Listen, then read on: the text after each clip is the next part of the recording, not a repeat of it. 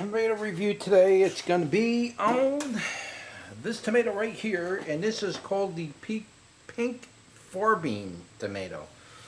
Now, I scrubbed the internet up and down in multiple languages trying to find out what this tomato is and where did it originate from, and I really can't find a whole lot of information. I believe it originates from Germany, but I don't have a solid background on it, so I don't know that much about this particular variety of tomato.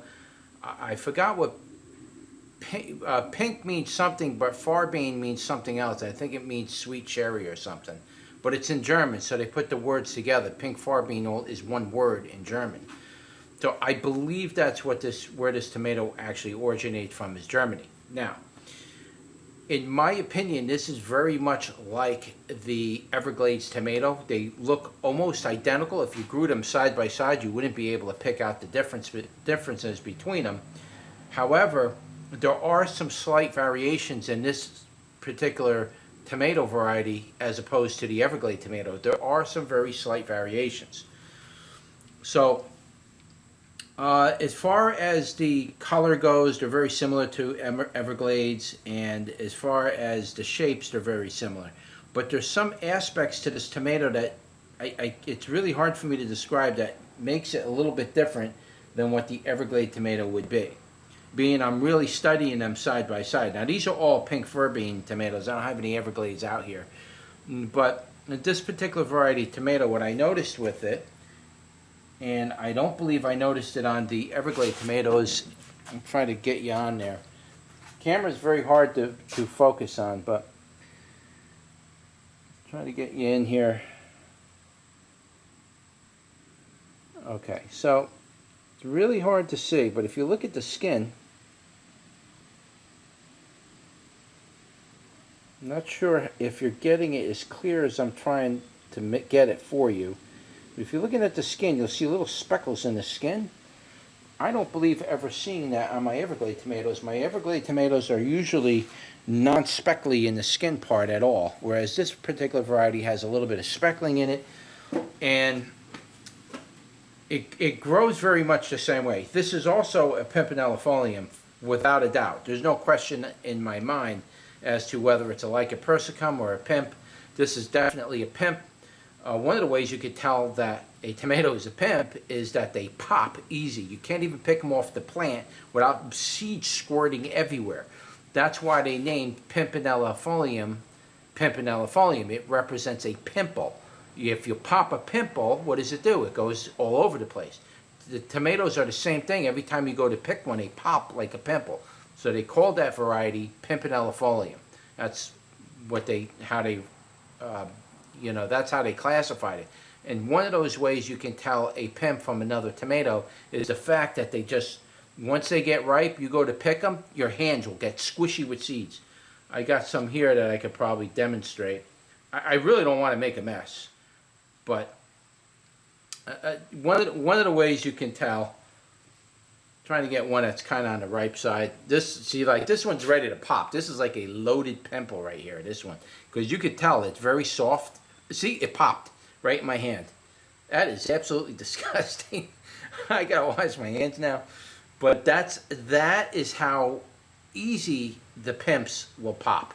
They will pop like that, like it's going out of style. So, just wanted to show you that on camera. I don't know if the camera caught that or not because I'm sitting down.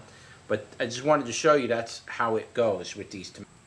Now, it is a heavy producer. This plant can get 12 feet tall, just like an Everglades tomato. It's very similar. It's almost identical, except there's some, like I said, there's just some small variations. It'll produce, literally, the amount of tomatoes coming off this thing is more than I can ever possibly consume or even know what to do with, other than get them in bunches and then put them into a pail and just squeeze it all in the pail to get the seeds.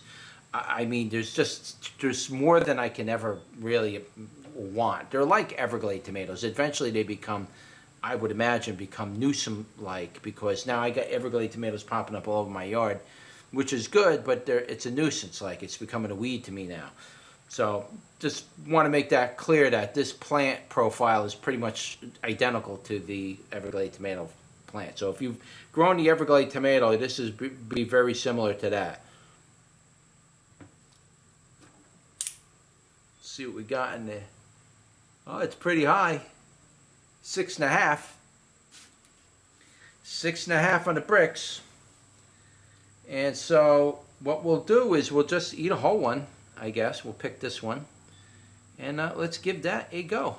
When we talk about sweetness, again, 0 to 50, we're talking about the sweetness side of it.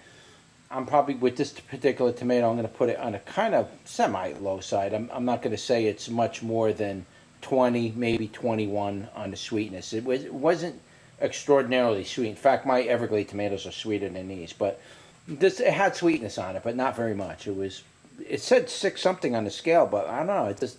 I'm not picking that up from it, from the flavor part. Now, from the tangy part, now the tangy had a tarty flavor. It did have a little tardiness in it. Tardiness was pretty low, but there was some in there, and it was making my mouth salivate. The tanginess, I'm going to put kind of on the high side. I'm going to say it was like 35 in the tangy. Again, with the sweetness, we said it was about 20, 21. Then you get into the moisture. The moistures are ridiculously off the chart. We're going to go 8 on the moisture. We're going to say that moisture on 1 being the lowest, 10 being the highest. Moisture-wise, it was like an 8. It was really, really moist and watery. I mean, you get enough of those tomatoes, you can make tomato juice with them. You just squeeze the juice out, and you got a glass of tomato juice. So it was really up there. It was like an 8. Yeah, 8, almost 8.5, 9. I mean, it's just all water, basically, with seeds in it. And then you got the tomato flavor. Now, the tomato flavor was really good. It had a nice tomato flavor on it. I will have seeds for that. Link will obviously be in the description, so you could just go down there and visit the page and bookmark it, and then come back to it later if you want to buy the seeds. That's your tomato review for the Pinkfarbene tomato.